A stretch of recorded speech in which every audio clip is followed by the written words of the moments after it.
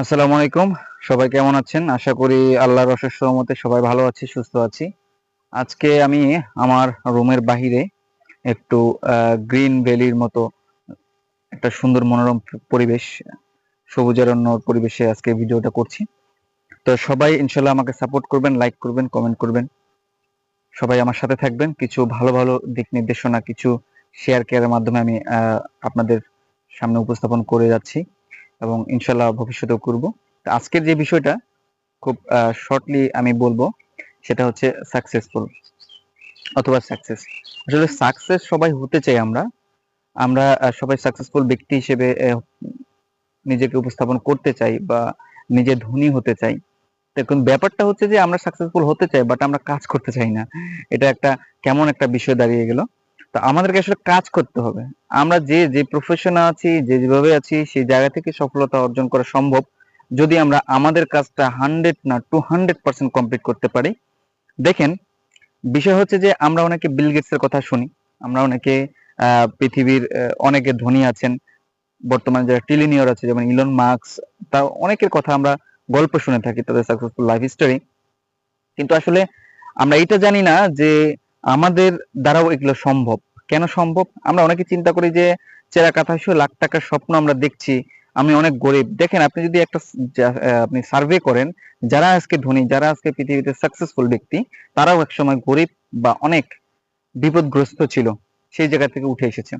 তো আমরা একটা জিনিস ক্লিয়ার করতে চাচ্ছি, সেটা হচ্ছে যে সৃষ্টিকর্তা, দেখেন আল্লাহ তাআলা কি এমন কোনো অভাব আছে যে সারা পৃথিবীতে যত কোটি মানুষ আছে, যত মিলিয়ন বিলিয়নের মানুষ আছে, সবাইকে যদি আল্লাহ তাআলা সৃষ্টিকর্তা কোটিপতি বানিয়ে দেয় এবং সাকসেসফুল ব্যক্তি বানিয়ে দেয়, আল্লাহ তাআলার কি বিন্দু পরিমাণ কমবে? আল্লাহর কাছে অনেক অফুরন্ত সম্পদ, যেটা আমাদেরকে যদি 1%ও দান করে, তারপরও কিন্তু তার ভান্ডার থেকে কমবে না বিন্দু পরিমাণ। তাহলে আমরা কি করি? আমরা চাওয়ার মতো চাইতে পারি না। আমরা যদি চাওয়ার মতো চাইতে পারি আমার সৃষ্টিকর্তার কাছে, আমার আল্লাহর কাছে, তাহলে ইনশাল্লাহ প্রত্যেকটা ব্যক্তি বিল গেটস হতে পারবেন, প্রত্যেকটা ব্যক্তি ইলন মাস্ক হতে পারবেন, যদি আপনার ইচ্ছা শক্তি থাকে, যদি আপনি আপনার ফোকাস লেভেলটা ঠিক রাখেন এবং সফলতা অর্জন না করা পর্যন্ত আপনার যত বাধা, যত কষ্ট আসুক, সেটাকে আলিঙ্গন করে নেন, ইনশাল্লাহ আপনি কোনো না কোনো একদিন সফলতা অর্জন করবেন। একটা গল্প বলে শেষ করব, বিল গেটসের একদম বাস্তবিক কথা। বিল গেটসকে একটা সাংবাদিক প্রশ্ন করেছিল, কোন এক সংবাদ সম্মেলনে প্রশ্ন করেছিল যে, স্যার আপনি এত ধনী কিভাবে হলেন, কিভাবে এত সাকসেসফুল একজন পৃথিবীর তিনবার টপ ধনীর মধ্যে ছিলেন? তো উনি কি করলেন, উনার ওয়ালেট থেকে একটা চেক বের করে দিলেন, চেক বের করে বললেন যে আপনি এই চেকের মধ্যে আপনার চাহিদা অনুযায়ী আপনি অ্যামাউন্ট লিখে নিতে পারেন। আবার প্রশ্ন করলো, সেম প্রশ্নটা সাংবাদিক করলো, আবার বিল গেটস বলল যে আপনাকে আবার এই চেকটা দিলাম, আপনি এই চেকে যত পরিমাণ অ্যামাউন্ট লিখে আপনি এই চেকটা নিয়ে নেন। তখন সাংবাদিক একটু রাগান্বিত হয়ে গেল, আবার বললো আপনি মনে হয় আমার কোশ্চেনটা বুঝতে পারেন নাই।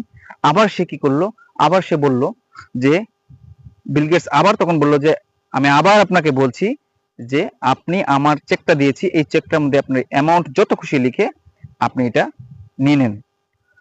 তখন সাংবাদিক বলল যে আমি এটা নিতে পারবো না, আপনি আমাকে এই প্রশ্নের অ্যান্সার দেন যে আপনি কিভাবে টানা পরপর তিনবার শ্রেষ্ঠ ধনী হয়েছেন এবং এখনো ধনীর তালিকায় আছেন। তখন সে বলল, দেখেন আমি আপনাকে 3বার সুযোগ দিয়েছি, এই চেকটা দিয়ে তিনবার সুযোগ দিয়েছি, আপনি কিন্তু চাইলে এই মুহূর্তে আপনি চাইলে কোটিপতি হয়ে যেতে পারতেন, আমার সব সম্পত্তি আপনি এই চেকের মাধ্যমে লিখে নিতে পারতেন, বাট সেটা আপনি করেন নাই। আমি বিল গেটস আজকে এই জন্যই ধনী যে আমার সামনে পৃথিবীতে ধনী হওয়ার জন্য আমার সামনে এই পর্যন্ত যতগুলো সুযোগ এসেছে আমি কোনোটাই হাতছাড়া করি নাই, এই জন্য আজকে আমি ধনী, আপনি আজকে সাংবাদিক। তো ওনার কথাটা শুনে আসলে খুব ভালো লেগেছে পার্সোনালি আমার, যে আমাদের জীবনে অনেক সুযোগ আসবে, এই সুযোগগুলোকে আমাদেরকে কাজে লাগাতে হবে এবং আমাদেরকে ফোকাস লেভেলটা ঠিক রাখতে হবে এবং সফলতা আসলে সৃষ্টি করতে চাইলে সবাইকেই দিতে পারবে। তার কাছে তার ভান্ডারে অভাব নাই, অফুরন্ত সম্পদ তার ভান্ডারে, কিন্তু আমাদেরকে চাইতে হবে। আমরা যদি ইবাদত করতে চাই, তারপরেও কিন্তু সেখানেও কিন্তু সম্পদের দরকার আছে। আপনি হজ করবেন, জাকাত দিবেন, এভরিথিং ইবাদত যখন আপনি আপনার মনের অন্তরস্থল থেকে ফুললি ভাবে আপনি শান্তি মতো যদি ইবাদত করতে চান, তারপরে কিন্তু টাকা পয়সার দরকার আছে, ইনকামের দরকার আছে। অতএব আমাদের সফল হতে হবে, আমাদের ইনকাম করতে হবে, আমাদেরকে একটা